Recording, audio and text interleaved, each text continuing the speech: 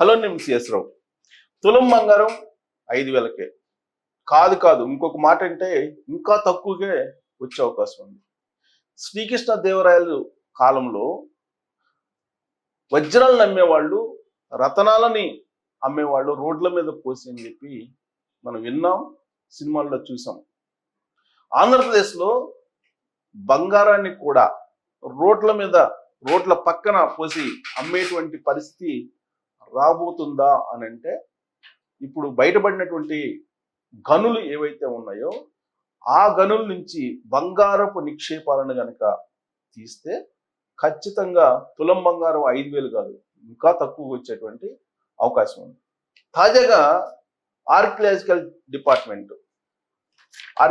Department of India ఇది survey చేసి ఆంధ్రప్రదేశ్లో బంగారపు గనులు ఉన్నాయి అని చెప్పి తెలిసింది.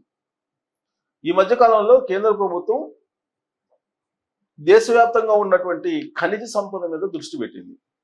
దాంట్లో లిథియం, రాజస్థాన్, మధ్యప్రదేశ్, ఛత్తీస్గఢ్ ఇలాంటి ప్రాంతాల్లో లిథియం ఉందని చెప్పేసి కనుక్కుంది.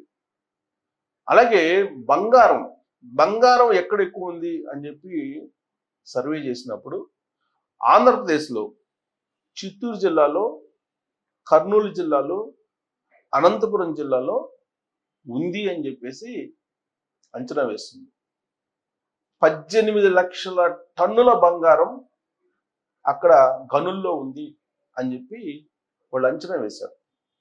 దీంతో ఎన్ఎండిసి, కేంద్రానికి సంబంధించినటువంటి NMDC, national mining development corporation, NMDC రంగంలో దిగింది.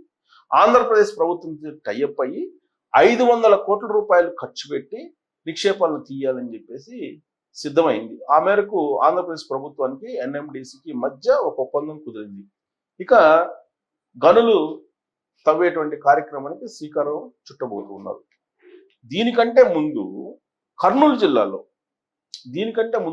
జిల్లాలో ఒక ప్రైవేటు కంపెనీ ఆల్రెడీ రంగంలో దిగి 350 కోట్ల రూపాయలు ఖర్చు పెట్టి అక్కడ గనుల తవ్వకాలని మొదలుపెట్టింది. మొత్తం 1500 ఎకరాల్లో ఈ బంగారం ఉంది అని చెప్పి ఆర్కియాలజికల్ డిపార్ట్మెంట్ తెలియజేసింది. జియో ఆర్కియాలజికల్ డిపార్ట్మెంట్ కేంద్ర ప్రభుత్వానికి సంబంధించి. మరి 18 లక్షల టన్నుల బంగార నిక్షేపాలు నీకు భూమిలో ఉన్నాయనంటే అవన్నీ బయటకు వస్తే మరి తులం 5,000 కాదు, ఇంకా తక్కువ వచ్చేటువంటి అవకాశం. ఇదంతా ఒక ఎత్తు అయితే ఆంధ్రప్రదేశ్ పంట పండబోతుంది. ఏ పంట? బంగారపు పంట పండబోతుంది అనేది జియోలాజికల్ డిపార్ట్మెంట్ చెప్తుంది. జియోలాజికల్ డిపార్ట్మెంట్ ఆఫ్ ఇండియా అది చెప్తోంది. సో కేంద్ర ప్రభుత్వం ఇప్పుడు ఆంధ్రప్రదేశ్ మీద కన్నేసింది. ఆంధ్రప్రదేశ్లో ఉన్నటువంటి బంగారు నిక్షేపాల మీద కన్నేసింది.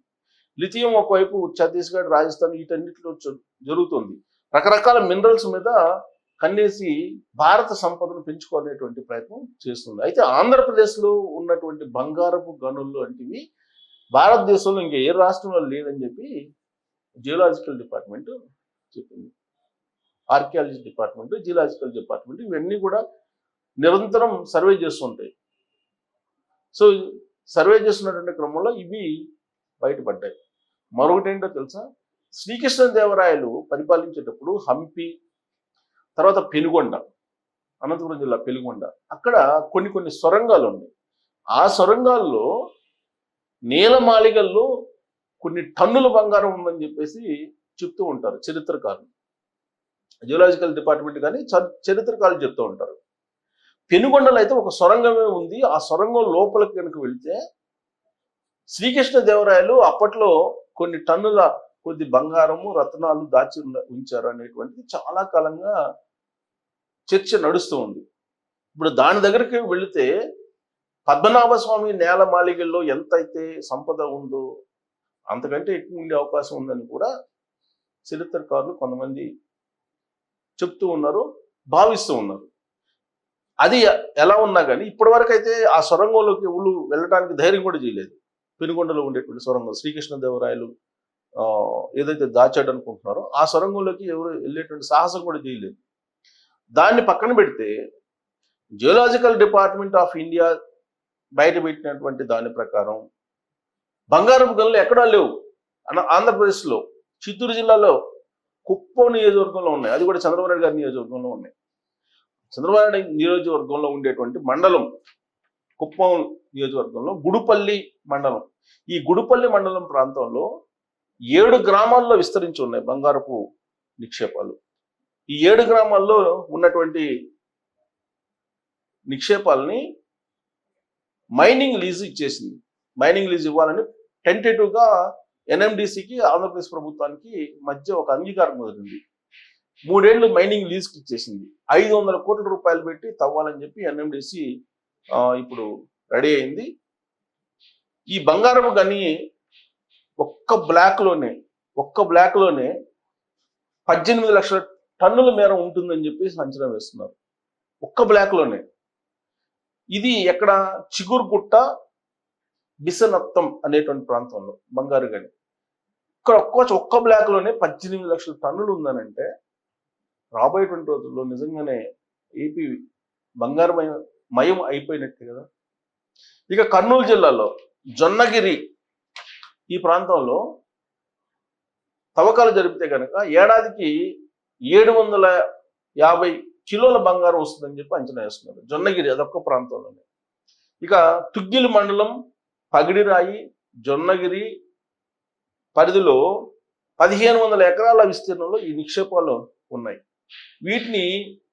ఈ నిక్షేపాలను బయటికి తీయడానికి దక్కన్ గోల్డ్ మైన్స్ దాని అనుబంధ సంస్థ అయినటువంటి జమైసోర్ అనేటువంటి కంపెనీ ఆల్రెడీ తవ్వకాలు చేస్తుంది. దాదాపు రెండు సంవత్సరాల నుంచి తవ్వకాలు చేస్తుంది. ఇప్పటికి 350 కోట్ల రూపాయలు ఖర్చు పెట్టింది.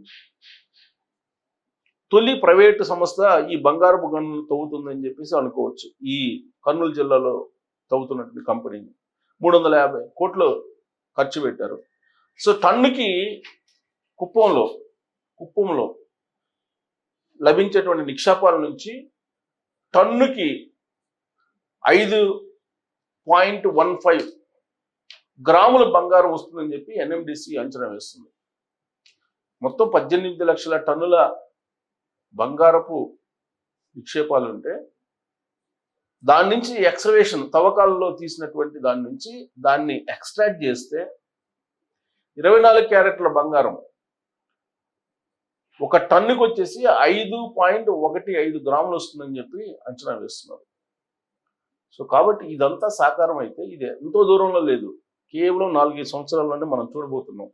ఈ 4-5 సంవత్సరాల్లో అక్కడ బంగారపు గనుల నుంచి తీసినటువంటి బంగారం బయటకు వస్తే భారతదేశం దిగుమతి చేసుకుంటున్నటువంటి భారం తగ్గిపోతుంది. ఇప్పుడు భారతదేశం దిగుమతి చేసుకుంటుంది. ఈ దిగుమతి భారం తగ్గిపోయేటువంటి అవకాశం ఉంది. బంగారం ఇక్కడే లభ్యమయ్యేటువంటి అవకాశం ఉంది.